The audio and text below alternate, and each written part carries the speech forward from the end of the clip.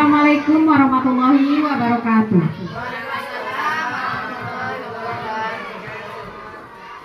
Sebelum saya sosialisasikan tentang tugas yang diberikan oleh guru penggerak, yaitu tentang budaya positif, saya terlebih dahulu minta maaf kepada rekan-rekan karena telah sedikit menyita waktu istirahat, dan mudah-mudahan nanti sosialisasi kita ini bermanfaat bagi kita semua dan sekolah kita tentunya.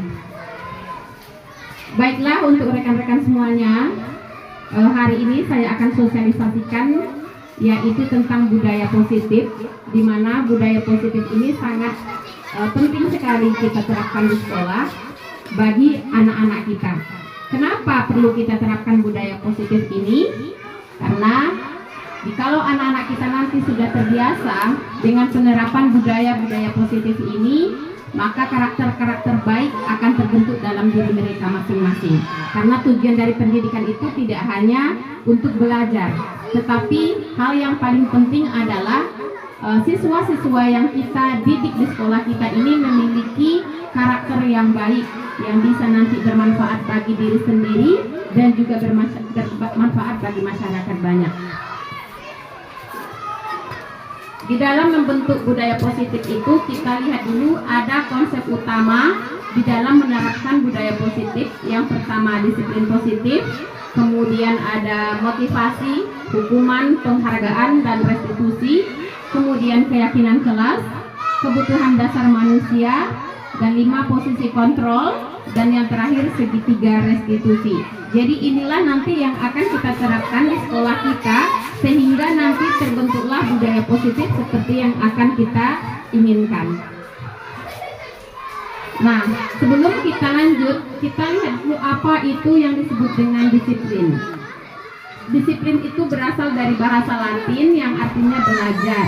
Disiplin diri itu membuat orang menggali potensinya menuju sebuah tujuan apa yang dia hargai. Nah, makna disiplin positif adalah dalam budaya kita, makna kata disiplin dimaknai menjadi sesuatu yang dilakukan seseorang pada orang lain untuk mendapatkan kepatuhan. Kita tidak menghubungkan kata disiplin dengan ketidaknyamanan. Jadi hal-hal baiklah yang di sini kita artikan dengan disiplin. Kemudian sebagai pendidik, tentunya kita semua rekan-rekan, tujuan kita adalah menciptakan anak-anak yang memiliki disiplin diri, sehingga mereka bisa berperilaku dengan mengacu pada nilai-nilai kebersamaan universal dan memiliki motivasi intrinsik bukan ekstrinsik. Jadi maksudnya ketika mereka melakukan perilaku yang baik itu bukan karena adanya paksaan dari orang lain, tetapi murni dari yang mendapat imbalan dari orang lain, juga dari eksternal, karena biasanya kita yang memberikan penghargaan berarti dari eksternal, sedangkan untuk menghargai diri sendiri murni dari dalam diri, makanya merupakan motivasi internal. Nah, kemudian hukuman. Dalam menjalankan peraturan ataupun keyakinan kelas atau keyakinan sekolah, bila mana ada suatu pelanggaran, tentunya sesuatu harus terjadi. Untuk itu kita perlu meninjau ulang tindakan penegakan peraturan atau keyakinan kelas atau sekolah kita yang kita lakukan selama ini. Tindakan terhadap suatu pelanggaran pada umumnya berbentuk hukuman atau konsekuensi seperti yang sudah saya terangkan tadi. Lanjut.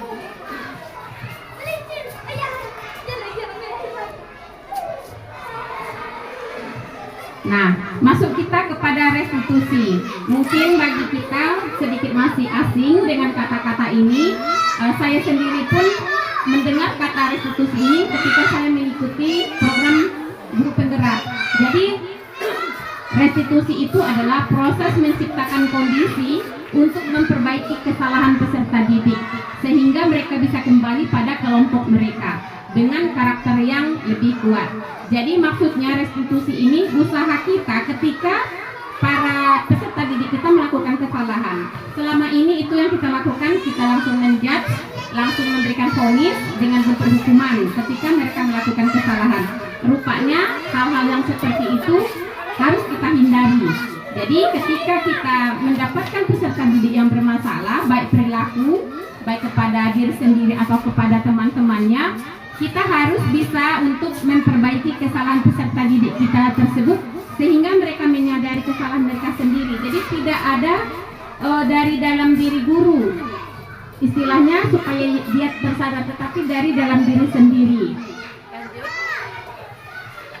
Nah, yang termasuk ciri-ciri restitusi yang pertama, bukan untuk menebus kesalahan. Jadi karena dia melakukan kesalahan, akhirnya dia harus menebus kesalahannya, tidak seperti itu. Namun untuk belajar dari kesalahan yang telah dibuat, kemudian memperbaiki hubungan.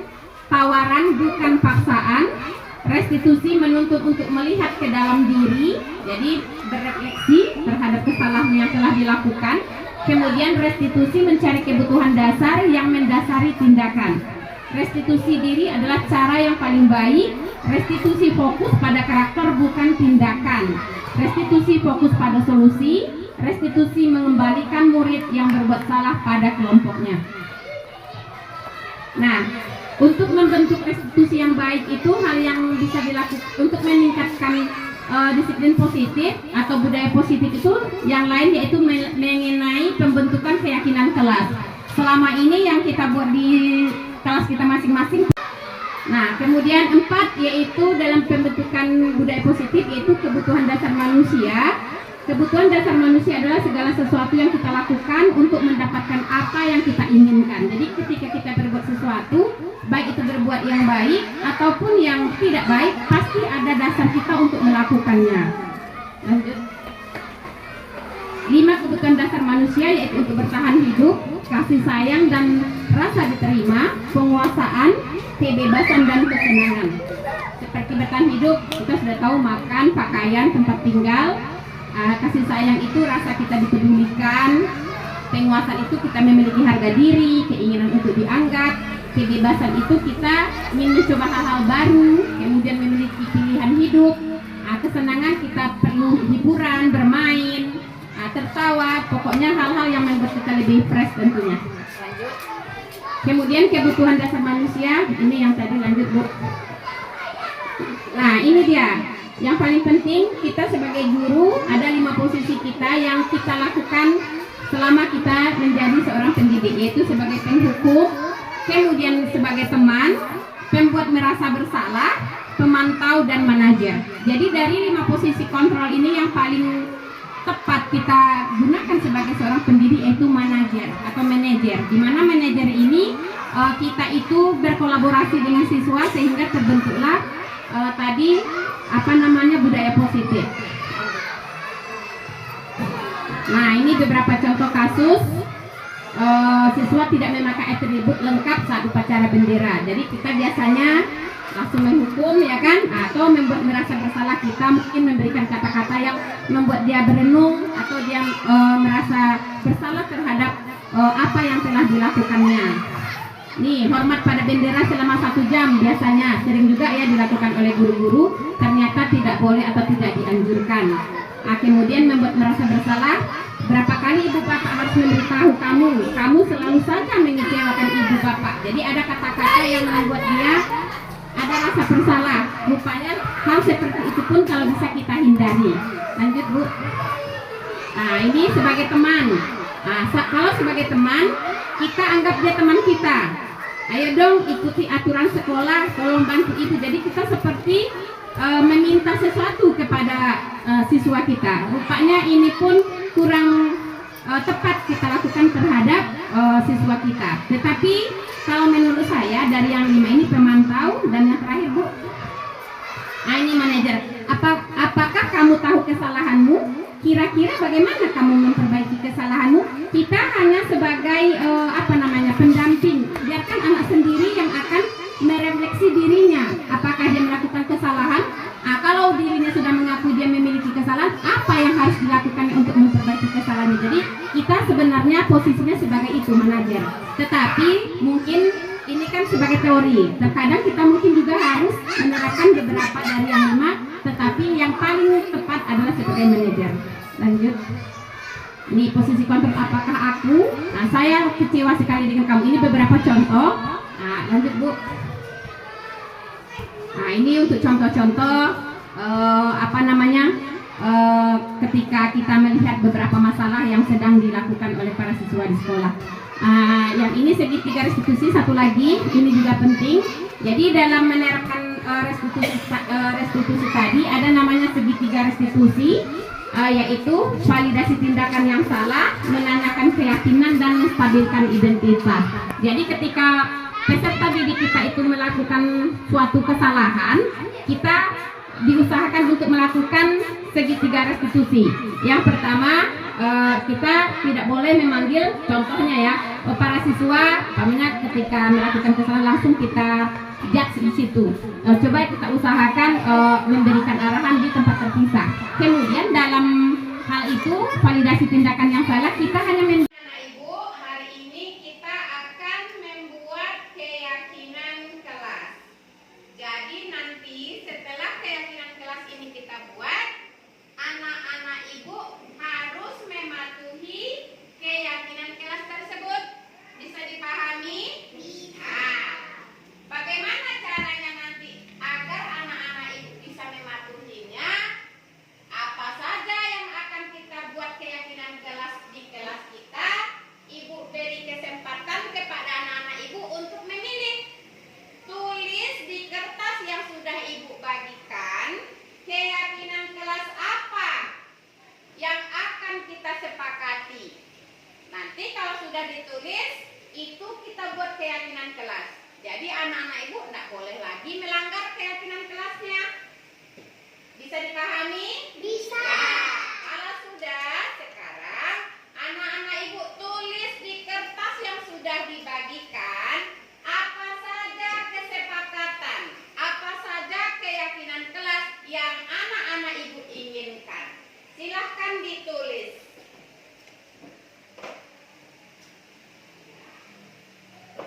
Kalau nanti sudah ditulis, akan di papan tulis nanti, nah, supaya nanti nampak sama anak-anak ibu apa saja keyakinan kelas yang akan kita buat.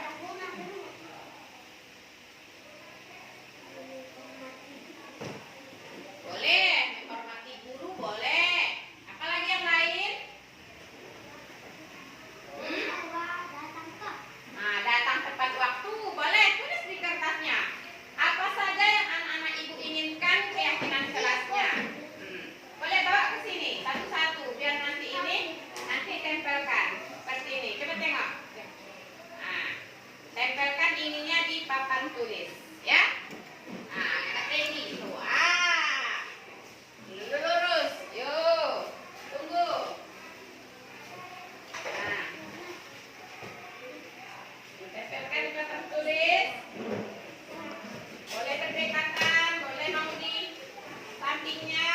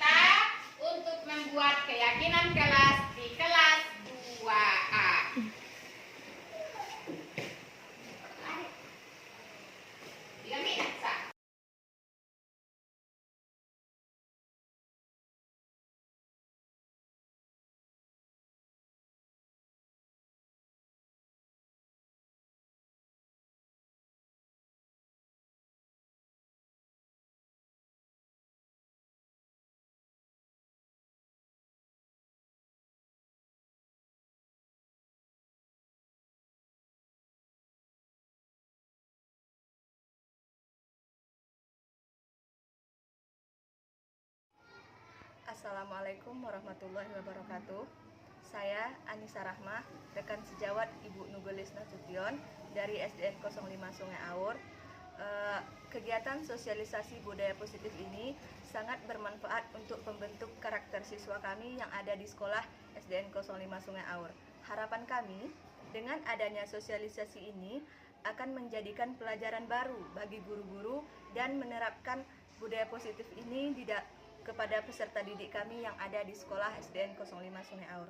Terima kasih. Assalamualaikum warahmatullahi wabarakatuh.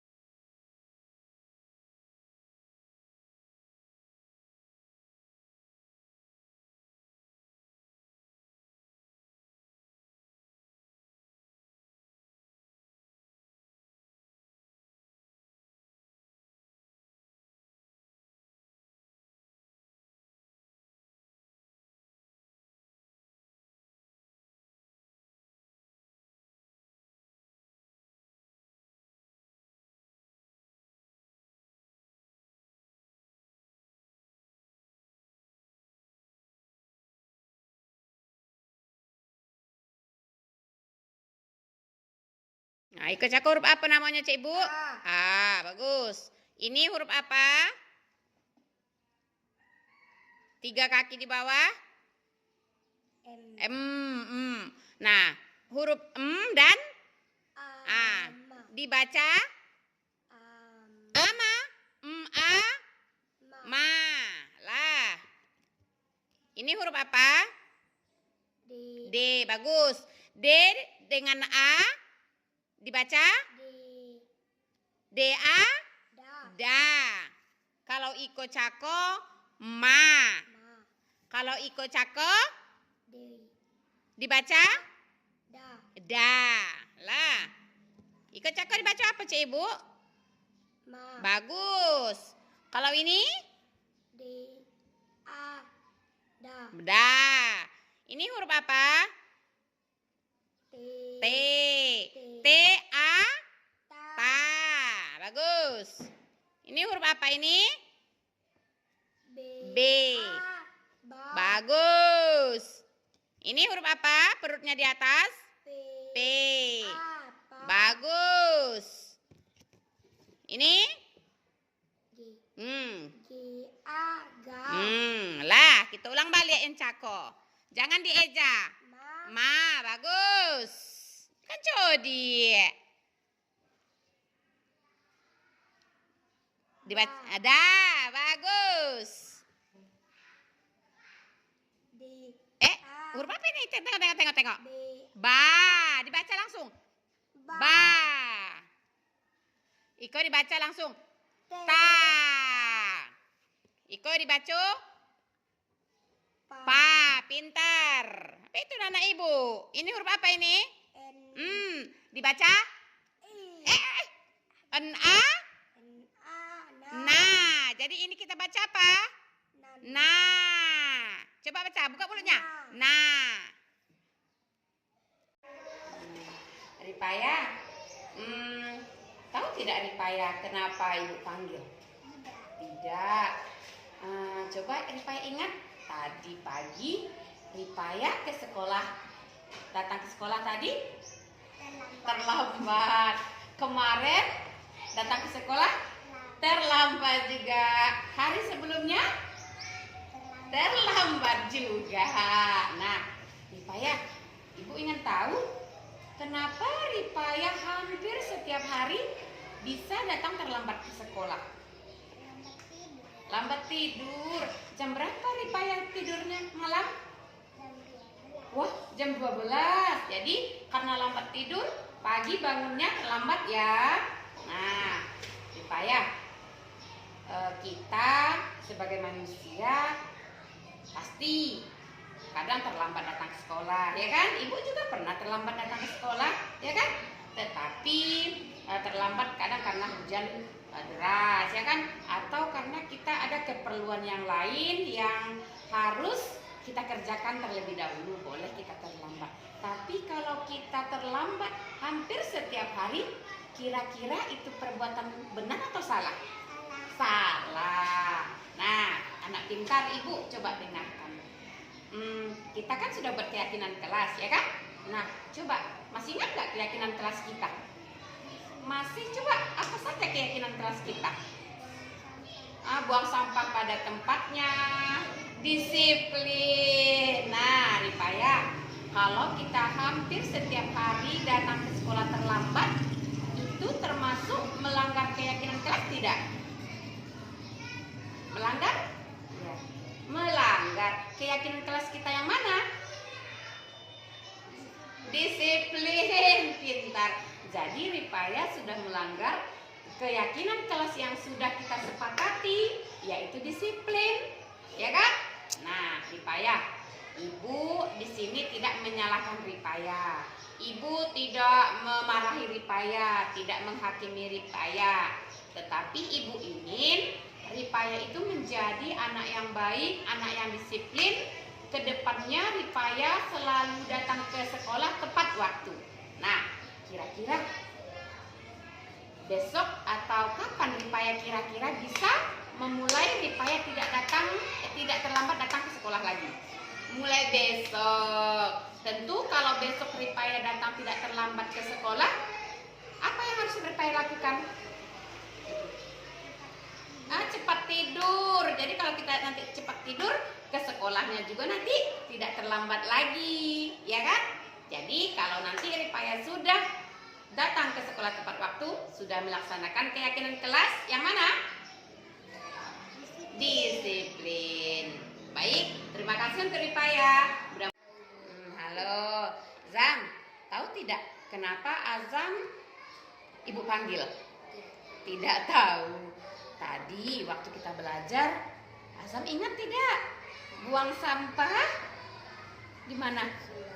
Sembarangan. Di mana tadi Azam buang sampahnya, Nak? Di bawah meja, di bawah kolong meja. Nah, kira-kira alasan Azam buang sampahnya di kolong meja itu apa? Oh, tempat sampahnya jauh. Jadi Azam buang sampah sembarangan. Jadi jalan malas ya. Nah, Azam, terkadang tanpa sengaja kita memang pernah buang sampah kita sembarangan, ya kan? Tetapi kalau menurut Azam, setiap hari kemudian dengan sengaja kita tahu kita buang sampah kita sembarangan, itu perbuatan yang baik apa tidak, Nak? Tidak. Nah, kalau tidak baik, sesuai tidak perbuatan yang Azam lakukan dengan keyakinan kelas kita? Tidak. Ingat tidak keyakinan kelas kita? Coba apa saja keyakinan kelas kita, nak? Disiplin.